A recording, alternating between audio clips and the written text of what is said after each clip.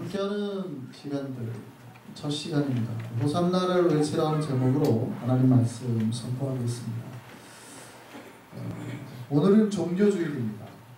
종료주일은 예수께서 십자가를 지시기 위해서 예루살렘으로 입성하신 날입니다.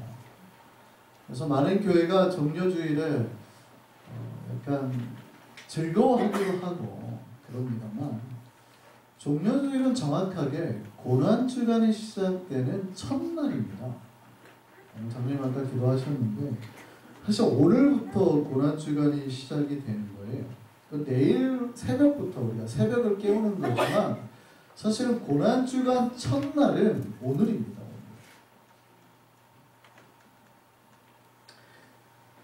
그래서 이제 우리가 오늘부터 주님의 고난에 참여하는 마음으로 여러분이 맞이를 하셔야 됩니다.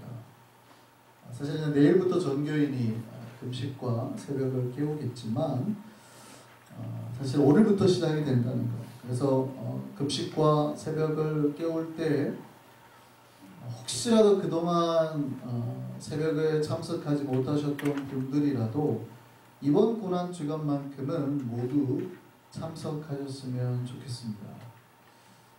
우리 장로님이 오늘 제가 하실 설교를 거의 기도대 다 하셔가지고, 십자가를 피하는 사람은 부활의 영광이 없어요. 고난이 없으면 영광이 없거든요. 그러니까 우리가 고난의 주님과 함께하지 않으면 영광의 주님 옆에 앉을 수가 없습니다. 그래서 그동안 혹시라도 새벽이나 여러가지 금식이나 좀 소홀히 했다면, 우리가 규칙적으로 해야 되는데 소홀히 했다면 이번 고난주간만이라도 꼭 시간이나 여러가지 새벽이면 잘 지켜서 금식하시고 기도에도 참석하셨으면 좋겠습니다. 일주일간 빠지지 마시고 꼭 전 고난의 새벽을 함께 깨우고 참석하시면 좋겠습니다. 그래서 이 고난주간이, 오늘부터 시작되는 이 고난주간이 은혜의 시간이 되었으면 좋겠습니다. 혹시 그동안 우리가 좀 잃어버렸던 우리 영성도 다시 회복하고 주의 십자가도 다시 붙잡는 기간이 됐으면 좋겠습니다.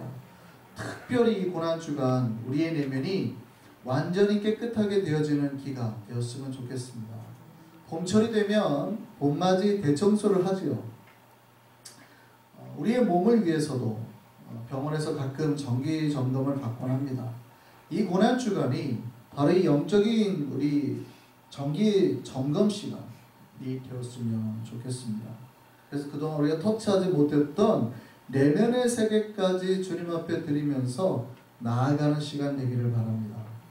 우리는 성찬성례를 하는데요, 성찬성례에 여러분이 참석하시려면 조건이 있어요. 아무나 참석하실 수는 없습니다. 그게 뭐냐면 세례죠.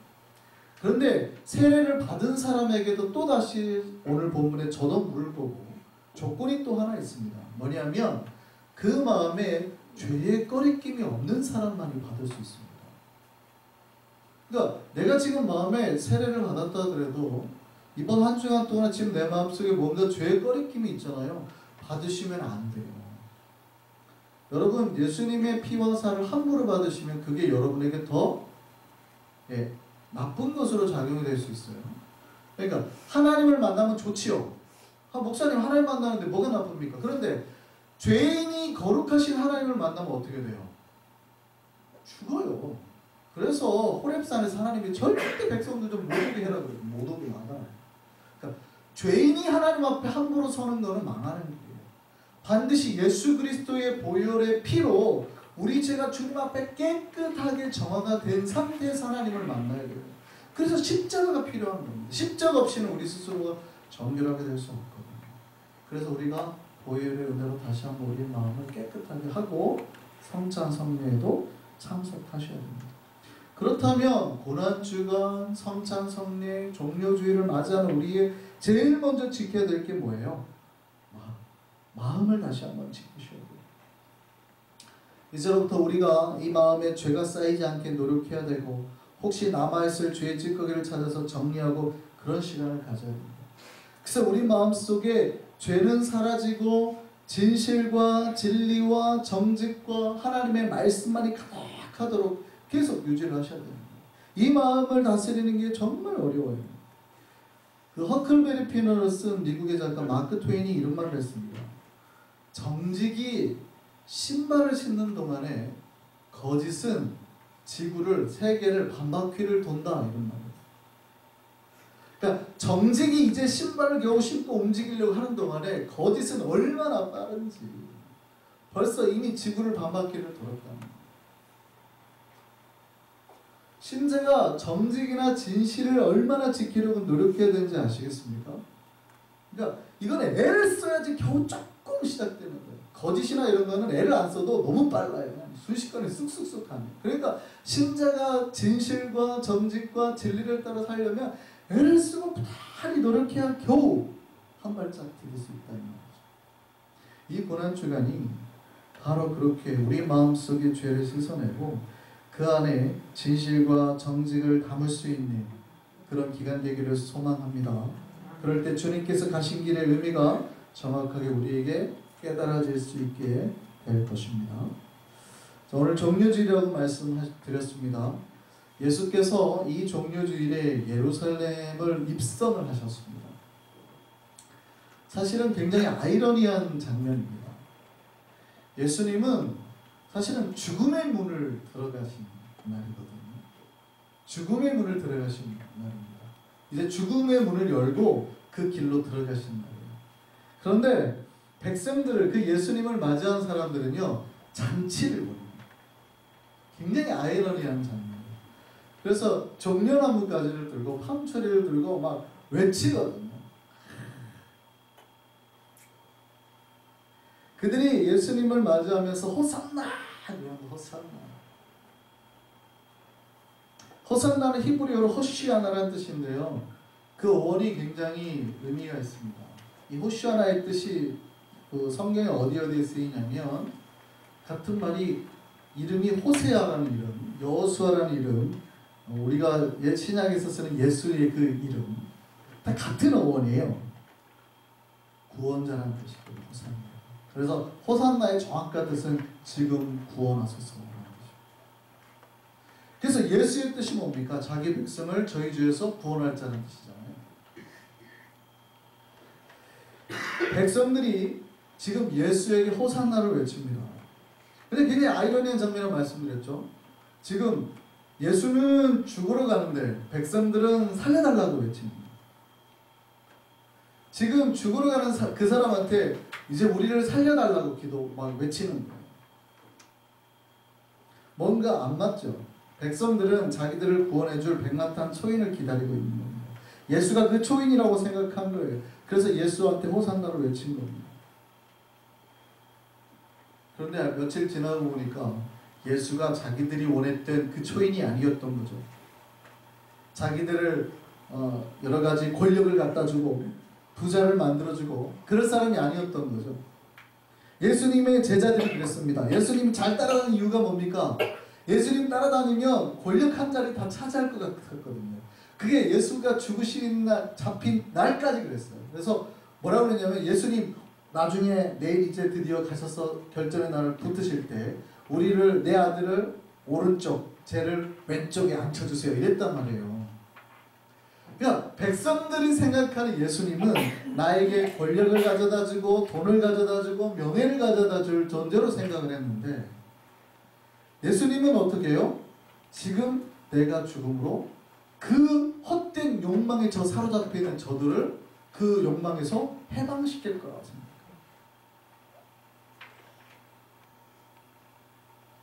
완전히 다른 거죠.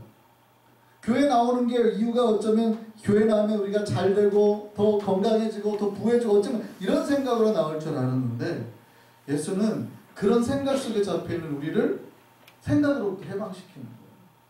그게 아니다.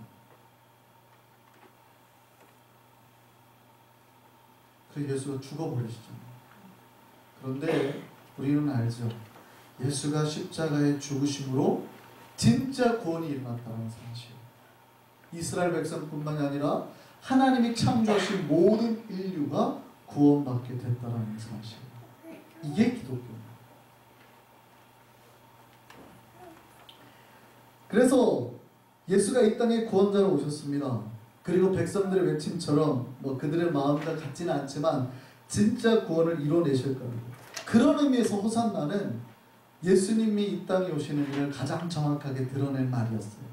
우리를 구원해달라는 거예요. 예수가 구원자라는 거예요.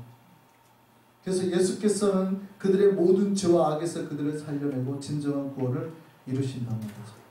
그래서 예수가 그 백성들이 외친 호산나의 외침을 기뻐하셨습니다.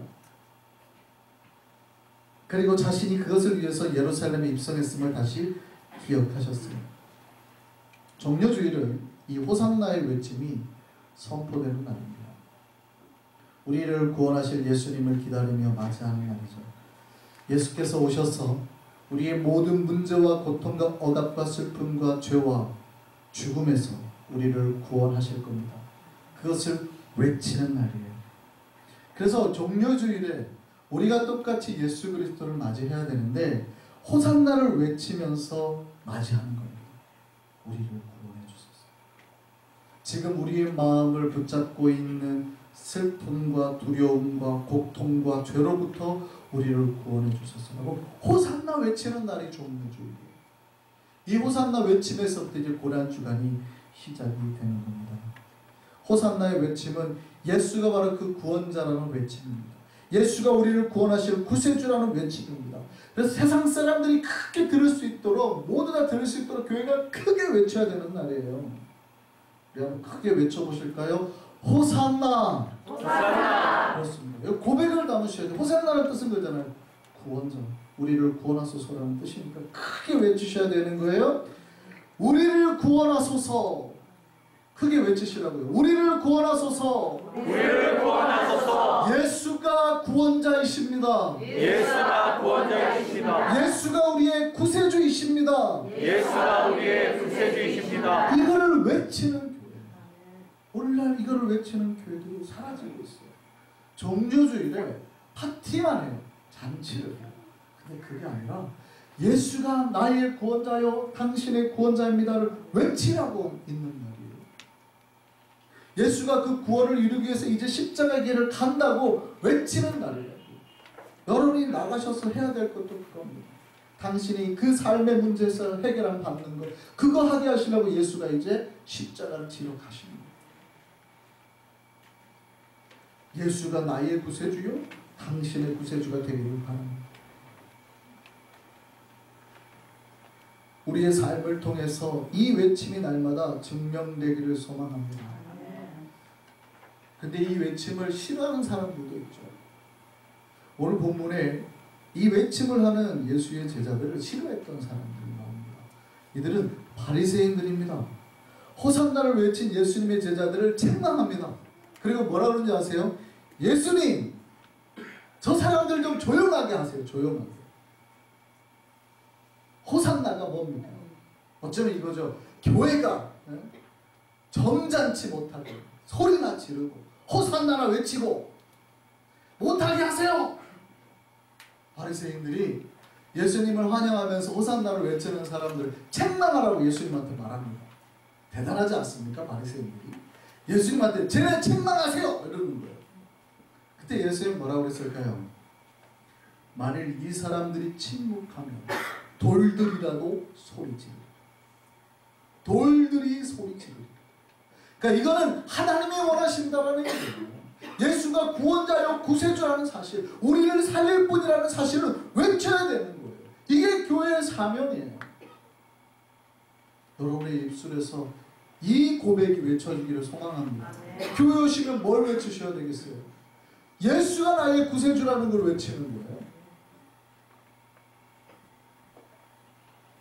내가 예수로 말미암아서 구원받은 백성입니다라는 걸 외치는 거예요.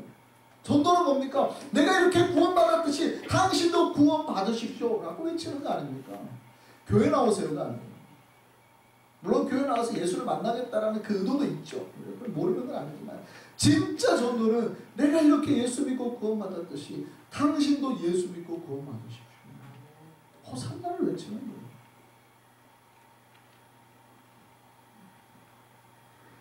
예수가 우리의 구원자요 구세주라는 사실이 우리 한성교회를 통하여 천하 만물에게 모든 사람들에게 선포되어야 될 줄 믿습니다.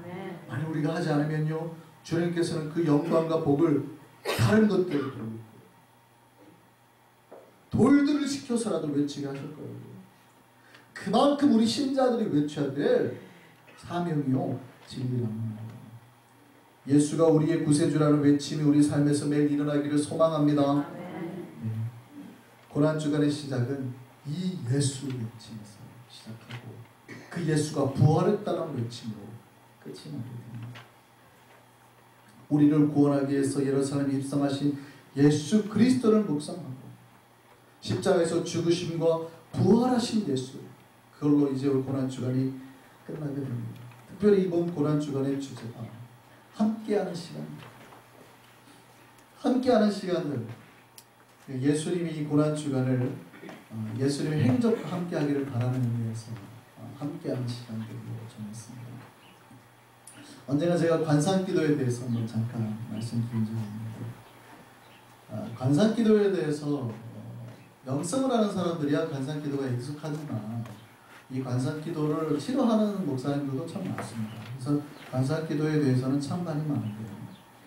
긍정적인 부분을 말씀을 드리면 이겁니다. 관상기도는 볼 관자, 생각하는 겁니다. 마치 내가 그 자리에 있는 것처럼 그 자리에서 그거를 보는 듯한 생각을 하면서 하는 기도예요. 그러니까 이런 거죠. 아내가 부엌에서 음식하는 소리를 이렇게 도마 소리를 들어요. 하면은 갑자기 뭐가 떠올라요? 옛날에 어렸을 때 어머니가 나한테 음식해주던 기억이 떠오르면서 갑자기 분명히 나는 현재에 있는데 과거에 어렸을 때 추억 속으로 쑥 들어가잖아요. 어떤 소리가 나를 지금 과거의 기억을 이끌어들여요. 또요, 아내가 이제 된장찌개를 탁 해서 먹는 그 순간 갑자기 뭔가 매치가 탁 됐을 때 어렸을 때 해준 어머니의 그 된장찌개 맛이 확 나는 거죠. 그러니까 지금 내가 먹고 있는 건 아내가 해준 된장찌개를 먹는데 마치 그 맛이 어렸을 때 어머니가 해준 맛 같은 거예요. 그 순간 뭡니까? 눈물이 뚝 흐르죠. 그러니까 어머니가 생각이 나버리는 거예요. 아내가 생각이 나는 게 아니고. 관상기도는 이와 굉장히 유사합니다. 마치 십자가에 달린 예수가 내 앞에 있는 것 같은 그런 느낌으로 기도를 합니다. 그 예수가 나를 위해 죽으신 그 손과 발이 느껴지니 은혜가 되죠. 눈물이 뚝 떨어지는 거예요. 그러니까 관상기도가 사실은 나쁜 건 아니에요. 뭐냐면 우리가 깊이 기도하라고 그러잖아요. 마치 예수를 깊이 체험하고 마치 예수가 우리가 손 잡은 것처럼 기도하라 그거거든요. 그렇게 하는 거예요. 마치. 그러니까 가끔 여기 이제 신비로 넘어가면 어떤 사람들이 막 냄새도 난다고 그러고 막 진짜 막 뭐가 보이는 것 같다고 이래버리니까 이제 이게 신비로 넘어가니까 좀 문제가 될 수 있는데 원래는 정말 깊이 해서 그 맛과 향이 어떤 그 소리가 들리는 것 같은 거예요. 그러니까 막 은혜가 되는 거죠. 이게 뭐냐면 내가 지금 예수님과 함께하는 거예요. 마치 예수님 말씀하시는 그 설교의 음성이 들리는 것 같아요. 예수께서 그 오병이어의 그 역사를 일으킨 장면에 내가 앉아있는 것 같고 사상 설교를 하시는 그 자리에 내가 앉아서 직접 듣는 것 같고 이렇게 설교 말씀을 듣는데 김일국 목사 하는 설교 같지 않고 마치 예수님의 그 광야에서 내가 있는 것 같은 느낌이 든단 말이죠. 그냥 감동이 되잖아요.